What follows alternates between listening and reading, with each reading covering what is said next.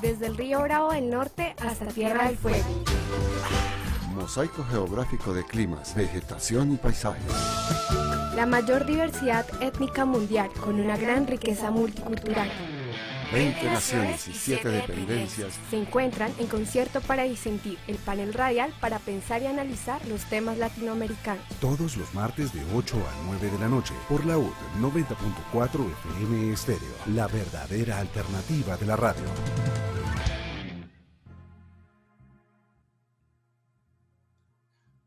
Muy buenas noches, sean todos ustedes bienvenidos a otro programa de Concierto para Disentir. Hoy, a las 8:03, los estamos saludando desde Bogotá, Colombia, a toda nuestra audiencia de Latinoamérica y el Caribe. Desde cualquier lugar que se encuentren pueden sintonizarnos a través del dial 90.4, la UD 90.4 FM Estéreo, pero también pueden conectarse con nosotros a través de nuestro streaming por nuestra página web laud.udigital.edu.co y seguirnos en el Facebook Live @laud90.4 estéreo, al igual que por nuestro Twitter @laud-estéreo.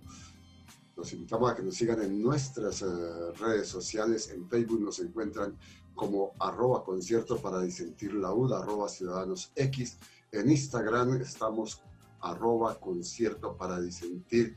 En YouTube suscríbanse a nuestro canal Concierto para Disentir y por Twitter @c para disentir. Nuestro correo concierto para disentir laud @gmail.com, donde ustedes nos pueden escribir para hacernos sus sugerencias, comentarios, críticas y pues evidentemente para poder intercambiar opiniones y percepciones alrededor del programa de Concierto para Disentir y los temas e invitados que traemos cada día, cada 8 días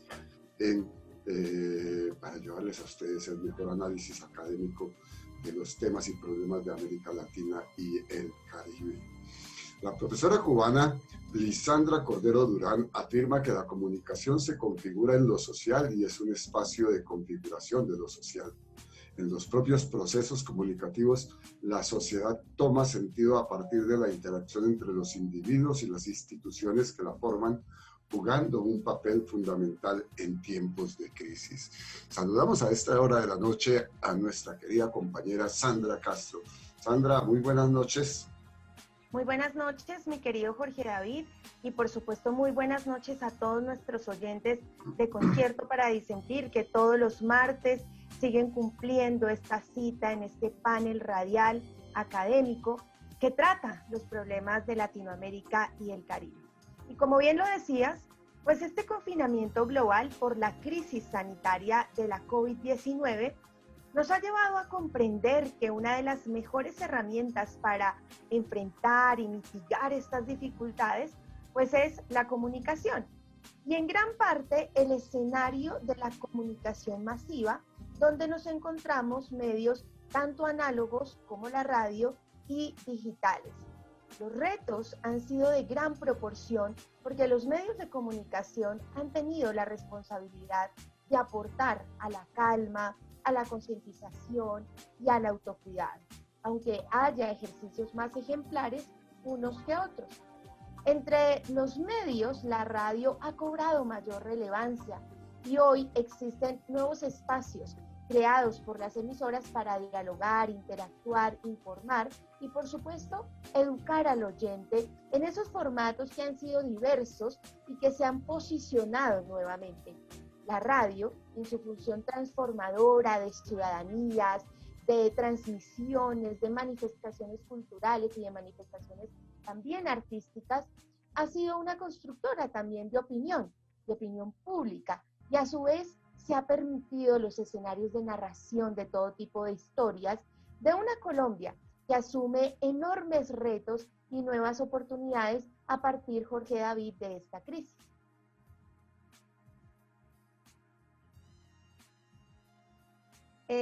Para el comunicador social, Andrés Felipe Criollo, la radio y los comunicadores que participan también de los ejercicios radiales conocerán los problemas a profundidad, pero además orientarán sus esfuerzos también en la búsqueda de soluciones, de alternativas, que de seguro posibilitarán esas construcciones colectivas, esas participaciones comunitarias de expertos, generando en las audiencias otro tipo de mentalidad que no se enfrasca en los problemas, sino en vislumbrar los caminos para salir adelante. Añade que un trabajo periodístico con este enfoque será testigo no solo del inicio de las obras, sino también de su realización y concreción, y evitará, o por lo menos mitigará, que en los municipios del país sigan apareciendo elefantes blancos.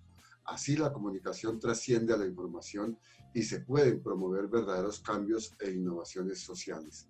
En palabras de Jesús Martín Barbero, la comunicación será alternativa en la medida en que asuma la complejidad de esos procesos, si junto al lenguaje del medio se investigan los códigos de percepción y reconocimiento, los dispositivos de enunciación de lo popular, los códigos y dispositivos en los que se materializan y expresan confundidos ya la memoria popular, ya el imaginario del pueblo. Hoy, en Concierto para Disentir, analizaremos el papel excepcional de la comunicación, en especial de la popular y alternativa, entendiéndola como un proceso de interacción que en tiempos de crisis recupera su propósito en tanto memoria histórica, vida cotidiana y experiencia humana. Para este interesante análisis nos acompañan dos docentes de la Universidad Uniminuto, quienes tienen una importante trayectoria en los estudios y procesos de la comunicación.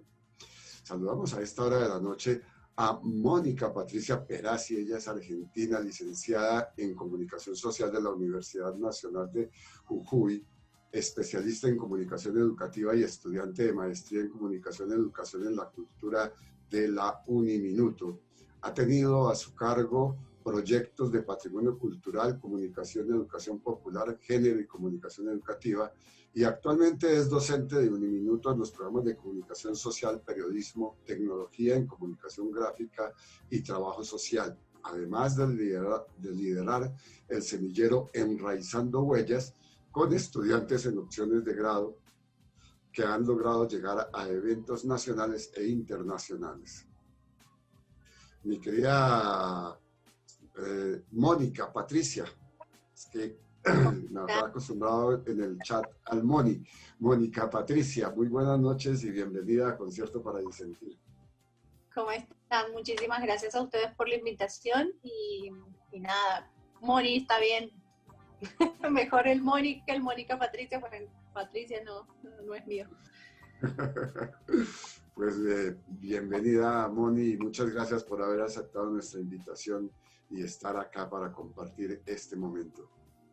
Y también nos acompaña el profesor Elkin Salazar Castañeda, de Colombia, comunicador social, especialista en gerencia y certificado como formador de formadores por el Instituto Tecnológico de Monterrey en México. Es estudiante de maestría en comunicación, desarrollo y cambio social y actualmente se desempeña como coordinador del programa de comunicación social, periodismo de la Corporación Universitaria Minuto de Dios del Centro Regional Zipaquirá. Profesor Elkin Salazar, muy buenas noches y muchas gracias por aceptar nuestra invitación aquí en Concierto para Disentir.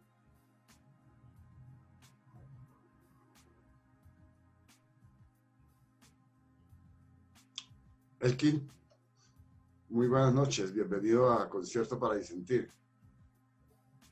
Creo que nos parece que... Gracias, profesor David. Sí. Un placer Sí. acompañarlos a esta hora. Bueno, muchas gracias, Elkin, también por haber aceptado nuestra invitación. Sí, ya lo estamos escuchando perfectamente. ¿Me escucha? Lo escuchamos perfectamente. Bueno, bienvenido de nuevo. Se escuchó el saludo, saludar a la profesora Mónica Perazzi, a la profesora Sara Castro y a Jorge David. Muchas gracias por esta invitación tan especial. Bueno, pues con ellos dos, con Elkin y con Moni, vamos a tener esta conversación sobre la importancia de la comunicación en tiempos de crisis. Y quizás la primera pregunta sería esa, ¿no? Ustedes como especialistas, ¿cuál es el rol que le ven a la comunicación en tiempos de crisis y cómo puede ser ello, una vía para que la gente pueda tener mejores posibilidades de enfrentar esas crisis? ¿Y cuáles son esas proyecciones de los ejercicios comunicativos actuales? Moni. Yo primero, bueno, gracias. Sí.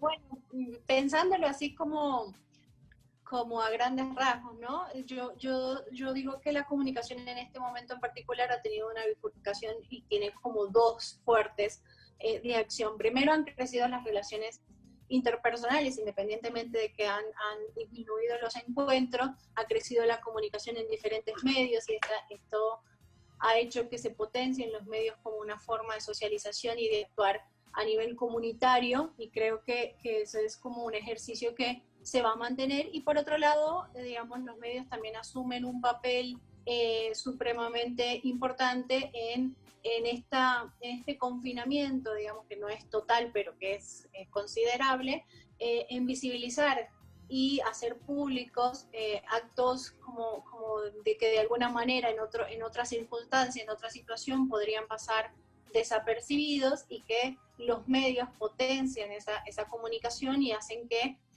haya una denuncia aún mayor y estemos más pendientes de este tipo de cosas, ¿no? Y no solo hablo de los medios personales, sino también de los grandes medios y medios de comunicación alternativos y comunitarios que comienzan a manifestar y hacer visible eso que podría pasar por debajo de cuerdas en otra situación por ahí un poquito.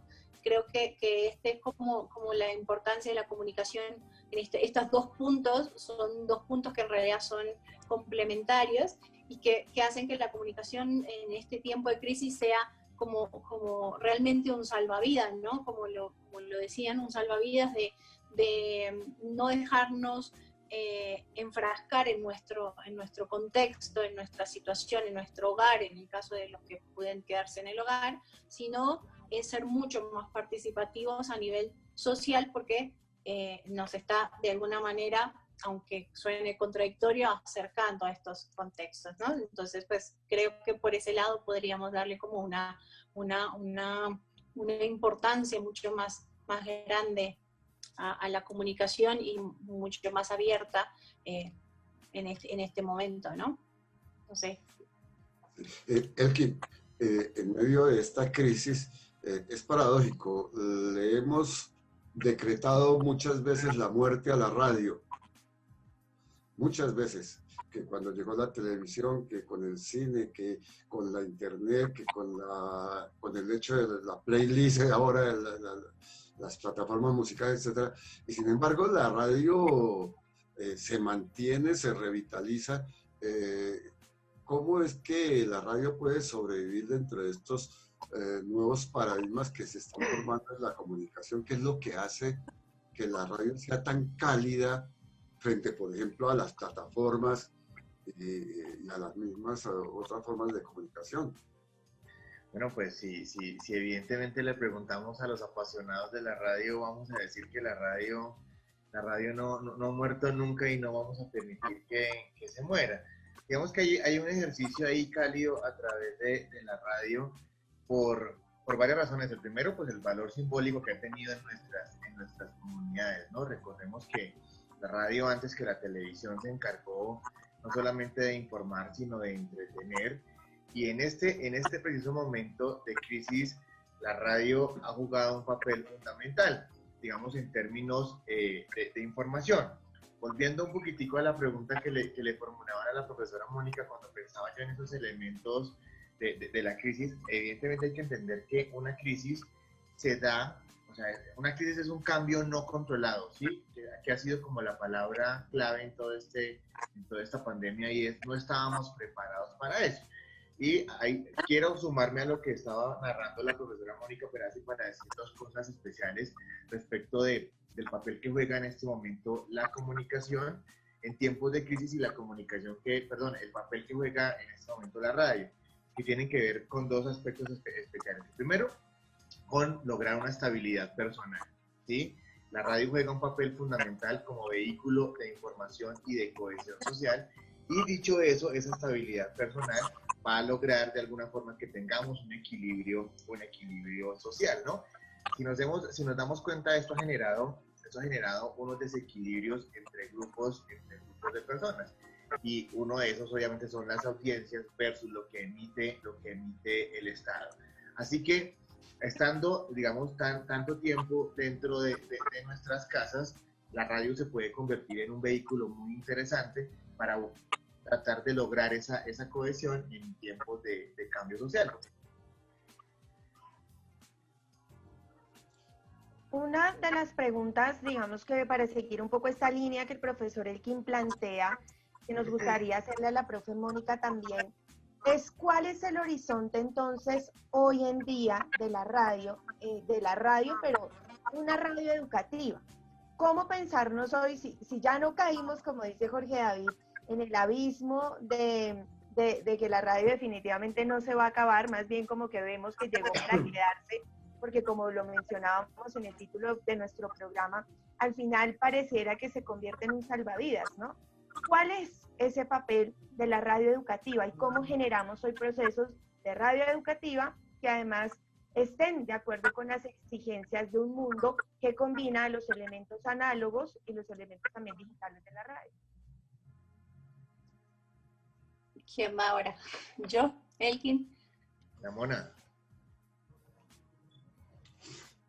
Listo. Entonces, digamos que, bueno, al hablar de radio educativa, digamos, creo yo que está la incorporación de la radio, por ejemplo, en las plataformas, el hecho de que la radio haya buscado cómo sostenerse, en realidad le da como un alcance mayor, y creo que vamos también a construir una educación que por ahí no está tan contemplada dentro de la formalidad, pero es una educación súper necesaria y bonita, y construir en múltiples espacios. Yo creo que esta adaptación de la radio a nivel, digamos, al nivel formación, y por ahí yo me hablaría tanto de lo educativo como dentro del colegio o de la escuela o del contexto educativo, sino lo educativo respecto a todo, desde la salubridad, desde formas de subsistir en esta crisis, hacen que digamos, también las comunidades se vayan adaptando, que realmente el papel de la radio, creo yo, en este momento, con toda su potencialidad, es también empezar a unificar, ¿no?, las audiencias. Ya no producimos para el contexto inmediato, ya las ondas empiezan a ser un poquito más, no tan limitantes, sino empezamos también a construir para otros territorios, pero que no necesariamente pierden efectividad. Entonces creo que hay una potencialidad en esta nueva adaptación de la radio que se puede incluso pensar para grandes territorios.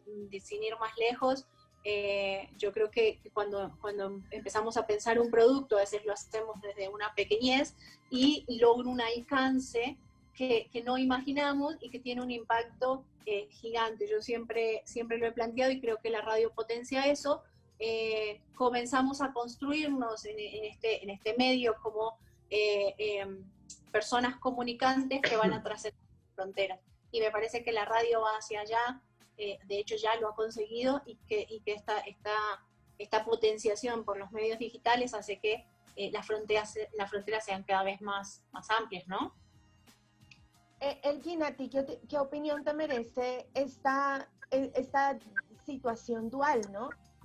Radio o medios de comunicación análoga versus digitales, y para que nos ilustres de pronto un poco con la experiencia misma de los proyectos que has venido desarrollando desde una radio comunicativa o educomunicativa. Gracias, profesora Sandra. Pues bueno, desde mi experiencia personal, yo he podido ver la radio situada en el campo educativo con unas características bien bonitas, bien especiales, y es que la radio, al hablar del entorno educativo, pues evidentemente se vuelve y se convierte en un medio escolar. Un medio escolar que debe ser pensado desde sus protagonistas, ¿cierto? Inicialmente desde una institución educativa que en principio, digamos, se tiene que haber fijado, o es lo que hemos podido identificar, cuando un ejercicio de radio educativa llega a feliz término.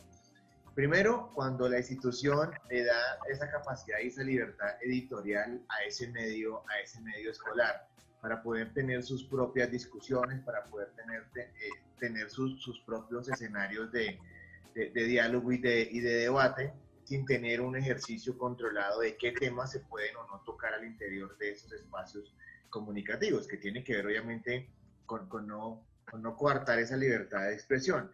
Dicho eso, y quien la lidera, profesora Sandra, ha diseñado unas intencionalidades pedagógicas de ese ejercicio de la radio.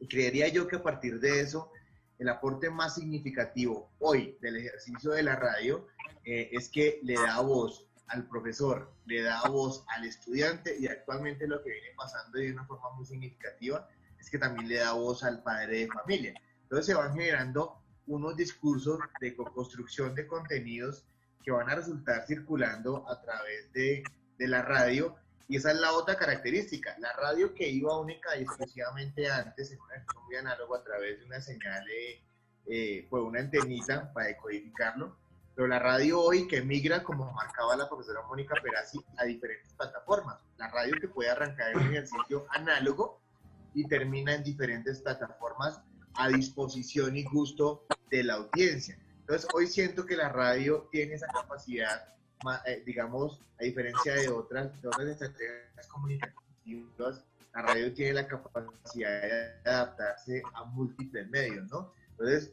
una vez grabado este ejercicio, lo podemos replicar a través de Facebook, Instagram, pero a través de un blog, pero a través de un Drive, pero a través de múltiples posibilidades. Entonces, eso quería marcar, cómo la forma como la radio le da voz al profesor, al estudiante, pero también a los padres de familia, muy involucrados en el proceso formativo de los niños, niñas y adolescentes en estos últimos 3 o 4 meses.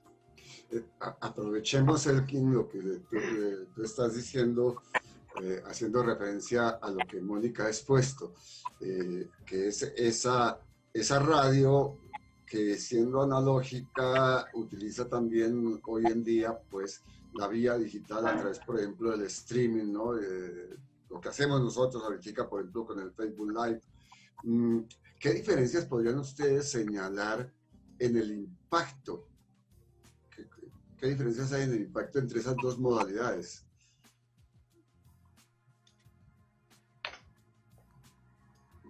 ¿Quién va primero? Ustedes tómense la palabra, Mónica tranquilos, se siente Mónica. en examen. No. Nosotros solamente les ponemos tema, pero los que conversan son ustedes.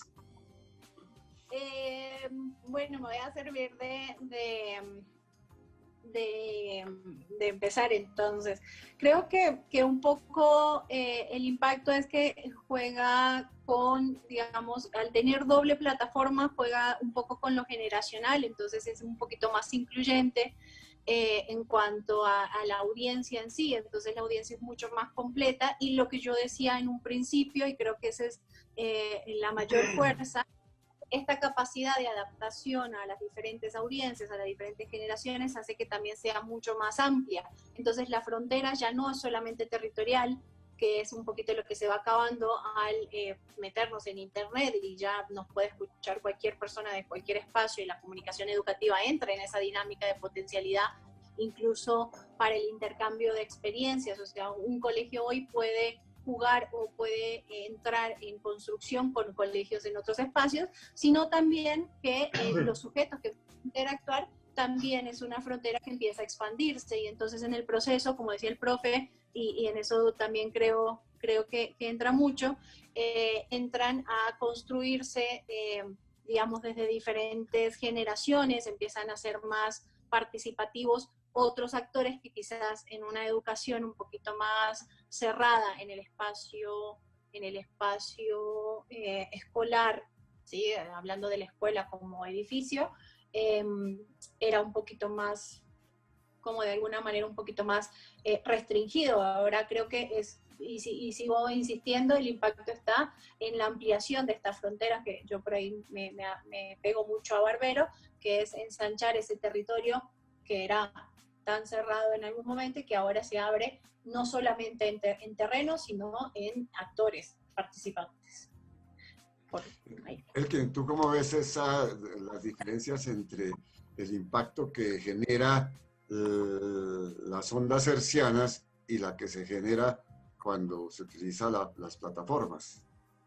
Bueno, yo veo ahí, profesor José David, unas diferencias bien marcadas, ¿no? En lo que tiene que ver con el ejercicio análogo de la radio, digamos que tiene un poder de emisión frente a una audiencia específica que de alguna forma puede que el discurso se quede ahí, o sea, lo transmití, alguien lo recibió y de golpe se va a quedar ahí. A diferencia de las estrategias digitales, miren la potencialidad de esto, podemos tener en este momento entre los cuatro una discusión académica y luego cuando decidamos llevarlo y ponerlo, dejarlo disponible a través de Facebook o a través de otra plataforma, esta discusión que nosotros estamos teniendo aquí puede tener una... Nos quedamos sin sonido. Sin Elkin. Sin Elkin porque se quedó congelado. Puede pasar que algo muy polémico que digamos en este espacio... ¿Me escuchan? Sí, allá lo escuchamos de nuevo. ¿Me escuchan? Sí. Ok, no sé hasta dónde se... Estabas mostrando las ventajas de que por las plataformas digitales el programa que estamos haciendo ahorita se puede luego multiplicar, reproducir y generar nuevas discusiones. Sí, señor, nuevas discusiones y esas discusiones pueden tener, digamos, un espectro más amplio en cuanto al debate, la discusión y la llegada de nuevas voces, mientras que si solamente nos vamos a quedar con lo que opinen 2 o 3 personas, que yo en un ejercicio analógico decidí invitar a mi estudio y no hay cómo debatirlas, en cambio, alguien en los comentarios de Facebook perfectamente dice, interesante el planteamiento de la profesora Mónica o del profesor Elkin, pero no estoy de acuerdo por A, B, C, y se comienzan a generar unos ciclos, incluso con unas posibilidades pedagógicas bien interesantes que posiblemente no las teníamos calculadas desde un inicio. Muy bien, estamos conversando sobre audiencias, comunicación y radio en época de crisis para tratar de analizar cómo esas audiencias liberadoras hacen de la comunicación un salvavidas ante estos escenarios críticos como el que estamos viviendo frente a la pandemia. Vamos a ir a una pausa musical y regresamos en unos momentos con nuestra conversación con el profesor Elkin Salazar y la profesora Mónica de la Universidad Uniminuto. Ya regresamos. Bueno, volvemos a Concierto para Disentir. Les recordamos que hoy estamos tratando un tema muy importante, audiencias liberadoras, de cómo la comunicación se ha convertido en un salvavidas ante los escenarios de crisis, pero un salvavidas que no solamente está visto o está dispuesto desde este panorama educativo, sino que como también lo hemos visto porque somos testigos de lo que ha pasado pues, en el manejo de los medios masivos de comunicación producto de esta situación, también hemos visto y gran parte de la pregunta que hoy nos tiene aquí es ¿qué sería de la comunicación hoy, de estos espacios de interactividad humana más bien sin la comunicación, ¿no? Es un asunto bueno, que a la comunicación le empieza a abrir muchas puertas, pero en ese sentido nos gustaría preguntarles a los 2 profesores, estamos con la profesora Mónica Perazzi y el profesor Elkin Salazar, profesores del programa de comunicación social de Uniminuto, Zipaquirá, si los medios de comunicación frente a toda esta situación de crisis han sabido tratar la situación en términos de lo constitutivo, de una conciencia social, de una responsabilidad, de una realidad, o cómo ven ustedes este panorama, estas acciones de los medios de comunicación desde la construcción de sociedades responsables, sobre todo en escenarios críticos. Profesor Elkin. Gracias, Sandra. Pues bueno, lo primero que quiero marcar ahí es que desde el campo mismo de la comunicación, ahí preferimos llamarlo más medios de comunicación, medios de información que de comunicación. Y en ese sentido, yo siento que la tarea no, o sea, se pudo haber hecho mejor, pero siento que no, porque hemos tenido algunas variables, ¿no? Tenemos obligatoriamente, para no ser injustos, que hacer dos categorías, ¿no? Los que responden a los medios masivos de comunicación, que responden obviamente a unos intereses, ¿cierto? Y por cuánto esos intereses han tratado de tener esta pandemia desde un punto de vista, desde la espectacularización de la información, ¿sí? Digamos que en eso me uno a Omar Rincón cuando dice que muchos medios de comunicación, muchos medios informativos en Colombia han narrado la pandemia como si estuviéramos narrando un partido de fútbol, ¿no? Tratando de sacar el mejor rédito posible en cuanto al ejercicio de las audiencias y poderles ir narrando, pero ha sido, digamos, ha tenido en ese propósito que yo les narraba anteriormente de cohesionar la población. Si nos damos cuenta, hemos venido pasando por diferentes estadios, ¿no? Unos de extrema tensión, donde nos vamos a morir todos, unos y eso evidentemente, cuando yo desde el inicio de la intervención comenzaba a decir que esto crea un distanciamiento súbito entre las personas y las instituciones, ha tenido un manejo pues perverso desde las estrategias mismas del Estado, o sea, del gobierno, por cuanto, digamos, se ha encargado de hacer estrategias comunicativas no muy efectivas, sino muy asertivas, y uno pues podría desde el ejercicio académico tratar de buscar algunas variables ahí para entenderlo, ¿no? Y es, de golpe, el argumento normal de no estábamos preparados, no sabíamos cómo se maneja, y muy posiblemente la falta de personas lo suficientemente calificadas para atender el tema desde las categorías adecuadas, ¿sí? No estamos hablando de información, no estamos hablando solamente de comunicación, sino estamos hablando de comunicación en un entorno de la salud. Así que hay mensajes que debieron haber sido construidos respecto a esas matrices de las que marcaba Jorge David al inicio de este espacio, citando al maestro Jesús Martín Barbero, teniendo en cuenta algunas matrices de la población. Eso explica, entre otras, por qué nos acostumbramos a ver una locución del presidente diaria y una locución diaria de nuestros gobernadores y una locución diaria de nuestros alcaldes, en esa intención de mantener informados y cohesionados a la población. Pero se han cometido evidentemente muchos errores, digamos, en la construcción de esos mensajes claves. Y por último, pues obviamente para no ser injusto, a aquellos medios de comunicación alternativos, críticos, reflexivos, que no tienen un interés de masificar y de llegarle a millones de personas, sino hacer la tarea con grupos un poco más segmentados de personas, a través del cual pues se haga un ejercicio más depuradito de la comunicación seria, responsable, con un ejercicio juicioso de selección y análisis de fuentes.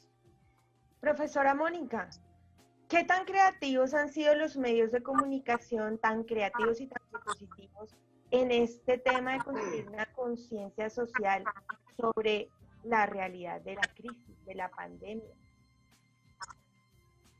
Bueno, ahí yo coincido un poquito con lo que decía Elkin, más o menos yo iba por ese mismo lado, que no podemos meter en la misma bolsa en los medios masivos, digamos, hay medios que son muy comerciales y medios que yo le diría como, sí, informativos y arrasadores, o sea, como que buscaban un mercado y un consumo, entonces constantemente están estableciendo una imagen, digamos, como tratando de mantener una imagen activa de personales o personajes, cuando en realidad sabemos que de hecho tienen una influencia, digamos, muy amplia en las políticas, y creo que no fueron los grandes medios, ¿sí? No fueron estos los grandes medios, los creativos, sino por el contrario, uno empezaba a ver acciones comunitarias más pequeñas en medios más chicos, que fueron los que fueron por ahí un poquito más adaptativos a las audiencias, entender que ya no los escucha solamente un padre o una madre o alguien en el carro, sino ya en un contexto completamente diferente, que empezaron a pensar nuevas formas, y a mí me parece que se lograron cosas muy bonitas a nivel comunitario. Creo que a nivel comunitario, a nivel comunidad, se consiguieron espacios muy, muy bonitos, muy abiertos, muy de recibir también mucha construcción desde casa. Se potenció con, por ejemplo, la producción con niños, con familias, y creo que ese tipo de cosas son las que realmente potencian la formación social, la formación cívica, más que la información bajada ante una paranoia y un miedo, o sea, esa potenciación de metámosles miedo a todo el mundo para que se queden en la casa, y que fue como un poquito la política, ¿no? De tratar de que nos restringamos, que yo estoy de acuerdo con que hay que hacer una restricción, sí, en la medida de lo posible, pero que realmente lo único que generó es como una incertidumbre, y no por nada, al principio, cuando todavía no se sabía nada, no sabíamos cuánto tiempo iba a durar, no sabíamos que todavía no sabemos cuánto tiempo va a durar, pero más o menos ya más o menos lo manejamos. Al principio salían y compraban, la gente que tenía el poder adquisitivo compraba, y por eso también empezaron como los saqueos y un montón de cosas, porque fue un tema de comunicación muy mal manejado, que creo que ahora, y los medios más pequeños quizás y alternativos han sido los que han logrado ser un poquito más educativos respecto al comportamiento, a las relaciones interpersonales, al pensar en el otro, a la resiliencia, y un montón de elementos que van sumando y que creo yo van en la formación de la sociedad frente a esta crisis, ¿no? Entonces, personalmente creo que hay cosas que han salido muy chéveres, pero no en los grandes medios. Los grandes medios han primado el mercado y las dinámicas estatales de control, sabiendo que tenemos un sistema de salud que rara vez puede responder a una gran crisis, ¿no? ¿Sí? Entonces, digamos que en ese sentido creo que han sido los medios más pequeños los que realmente tienen la posibilidad, o que han sido los que han respondido con creatividad y adaptándose a esta situación particular más rápidamente, creo yo. Yo ahí tengo un comentario adicional, profesora Sandra y Jorge David, y es que tan no han sido creativos que se ha querido recurrir a unos nacionalismos y a unas narrativas tan ilógicas como unámonos todos contra el COVID, pongámonos la... Se le volvió a ir la voz, mi querido Elkin. Hay un fantasma, ese fantasma que hay en los linotipos. Y justo allí en la frase célebre. Bueno. ¿Ya recuperamos la comunicación? Bueno, ya la recuperaremos. Mientras tanto, si seguimos un poco esa diferenciación que ustedes han hecho, Mónica con Elkin, en que los medios masivos, fuertes económicamente, que dominan el espectro pues, del consumo de información, están ante todo, digamos, en una comunicación muy estratégica, muy instrumental. Uno tendría que ver que el peso de la comunicación en términos de audiencias liberadoras pues está recayendo en los pequeños medios, en los medios artesanales que se mueven con las uñas, como diría un amigo mío, con trabajo de manicurista, trabajan con las uñas, y que serían los que estarían como preocupados realmente por forjar una democracia comunicativa para formar esas audiencias liberadoras. Hablaríamos de los retos que esos medios y que esa comunicación alternativa tendrían en situaciones en donde la pandemia se está cruzando y está siendo aprovechada, y la cuarentena está siendo aprovechada con una crisis de la democracia y con un ataque violento a las libertades y los derechos individuales. Pero quisiera darle la palabra primero a Elkin para que pueda redondear lo que él estaba diciendo cuando nos quedamos, cuando el fantasma le tapó el micrófono. Sí, estábamos tomando vuelo y el tema se cayó. Yo quería reafirmar en eso, Jorge David, porque yo sí he sentido mucho e incluso he llegado a molestarme por el hecho de que se quiera tapar esa falta de gobernabilidad y esa falta de democracia en muchos sentidos. habían cosas que en su momento se comunicaron que, queriendo decir, bueno, vamos a quedarnos todos en la casa, y cuando el Estado se dio cuenta que habían cosas que no podía mantener en el tiempo, como el alimento, como los servicios públicos, comenzó a liberar de a pocos, a decir, vea, yo no puedo hacer cargo de toda esta responsabilidad, pero se desnudaron muchas cosas dentro de ese ejercicio de democracia comunicativa de la que estás hablando. La primera es que evidentemente las cifras históricas que los ministerios, el Ministerio de las TICs y el mismo Estado había revelado en cuanto a que éramos uno de los países con mayor conectividad en el continente, cosa que no era así, ¿sí? Vimos cómo los niños comenzaban a tener muchos problemas para dar continuidad a su ejercicio de formativo, a su ejercicio de aula. Hoy tenemos una estadística cercana al 77% de los niños que se vinculan a sus actividades académicas, tanto de primaria, secundaria, como de incluso universidad, se vinculan a sus actividades académicas a través de dispositivos móviles, a través de celulares. Pero sí, puede haber muy buen servicio de operadores privados, pero hay costos que impiden que la población se acerque a eso. Entonces, finalmente, mi discusión va a llegar al punto de tener que discutir esto desde el punto de vista de las políticas públicas de la comunicación, desde la economía política de la comunicación, porque es evidente que debe ser tratado desde, digamos, un ejercicio de política pública que democráticamente garantice el acceso a poblaciones vulnerables, ¿cierto? Y poblaciones que no tienen capacidad pues de estar en ese mundo de la información, de la comunicación, y mucho menos en ese mundo competitivo. Y digamos que hoy en día esta comunicación que planteamos a través de esta charla, que planteamos de comunicación de crisis, tiene una variable fundamental y se llama conectividad, ¿sí? Conectividad para lo que usted quiera, para informarse, para entretenerse, para pasarla bueno, para hacer negocios, para generar mejores ingresos, para lo que sea. Pero en este mundo competitivo, la conectividad va a jugar un papel fundamental. Moni, ¿cómo ves tú el asunto y cuáles son los retos para esa comunicación alternativa? Bueno, también sí, yo creo que digamos lo que planteaba Elkin es completamente cierto. El tema de conectividad, el tema de políticas, es como algo que debe tratarse, pero creo que a nivel medios, ya hablando de comunicación alternativa, creo que es también el reto es cómo potenciar la situación para poder ganar terreno frente a los grandes medios en la medida en que digamos esta como segmentación nos va a permitir, ¿no?, ser un poquito más participativos y colaborativos.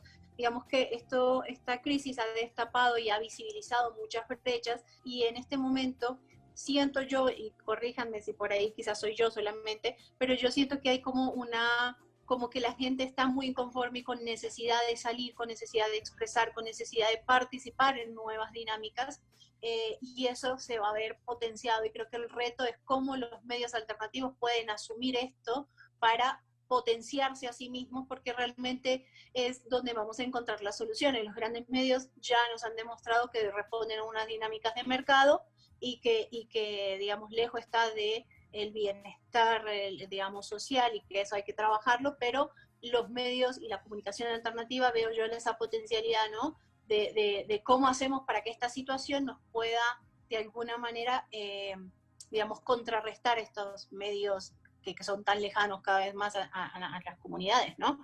Pues lo veo por ese lado. Ok, ¿puedo aportar algo ahí? Claro que sí, la conversación es de ustedes. Gracias. Ahí yo siento, hablando de comunicación alternativa en el entendido en el que todos los que estamos en el campo de la comunicación, del desarrollo y del cambio social la tenemos entendida de una forma, miren que la comunicación con fines de entretenimiento también se ha vuelto una alternativa.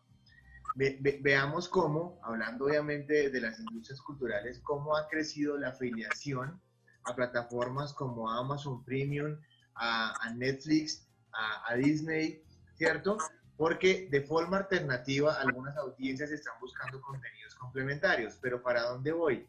A que ese comentario que tú estás haciendo, profesora Mónica, lo vamos a tener que ver reflejado en las próximas elecciones, para no ir tan lejos, en las presidenciales.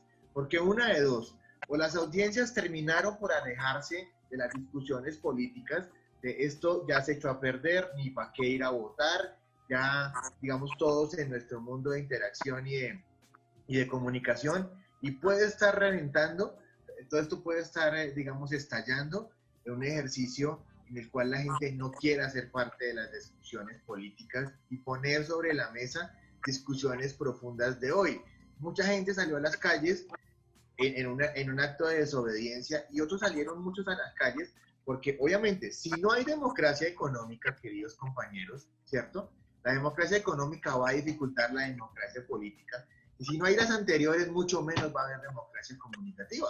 Entonces, digamos que no solamente tenemos que hablar de democracia comunicativa, sino habremos también de discutirnos y de sentarnos a hablar sobre democracia económica y democracia política. Pero digamos que es como tela para cortar en otra invitación.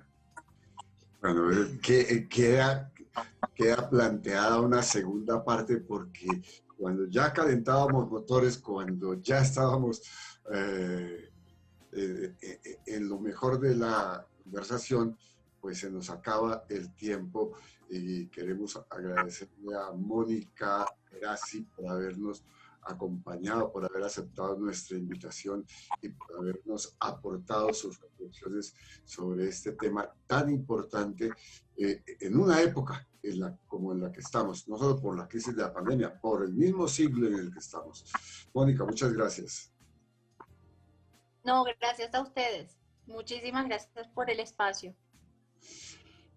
Elkin, también queremos agradecerle su deferencia, sus reflexiones, su aporte y esas puntillas que pone en un tema que a veces se nos pasa por alto reflexionarlo y por sentir como que en la comunicación como que es la única democrática y resulta que está también afectada precisamente por la democracia, es posiblemente una de las víctimas de la falta de democracia política y económica, por lo menos en países como los nuestros.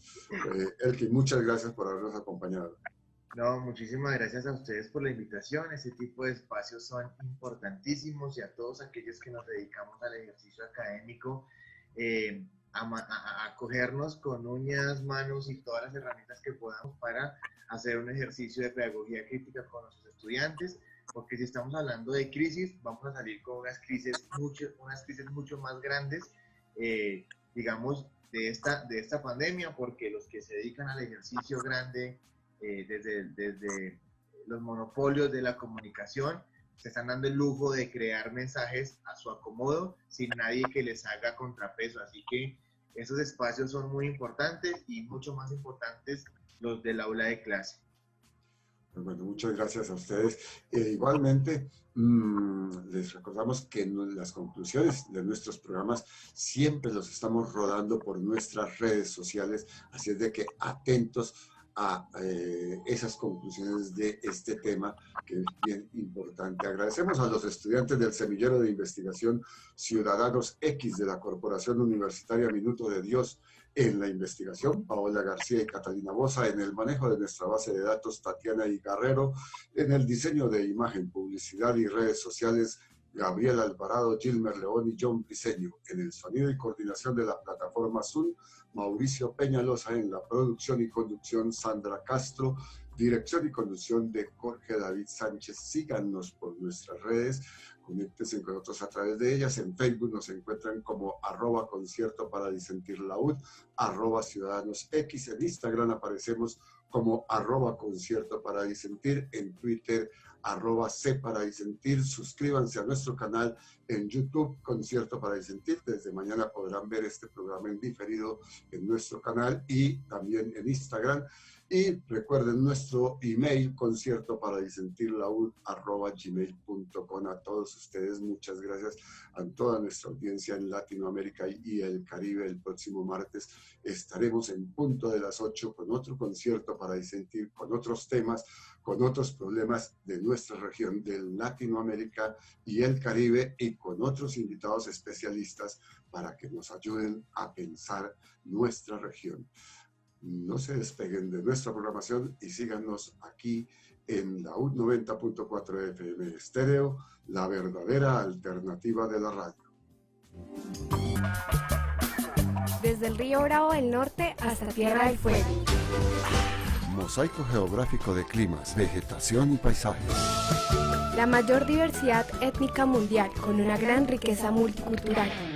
20 naciones y 7 dependencias se encuentran en concierto para disentir, el panel radial para pensar y analizar los temas latinoamericanos. todos los martes de 8 a 9 de la noche por la UD 90.4 FM Estéreo, la verdadera alternativa de la radio. Este año la Universidad Distrital celebra 72 años. A través de una visión de progreso y siempre pensando en el futuro, hoy somos referentes de la educación en Colombia. Hoy celebra una comunidad que día a día lucha por el acceso y las oportunidades de todos. Hoy celebramos con la frente en alto. Feliz cumpleaños Universidad Distrital. 72 años. Lavarse las manos es la mejor manera de prevenir el coronavirus. Este virus puede habitar en cualquier parte, en personas y objetos con las que entramos.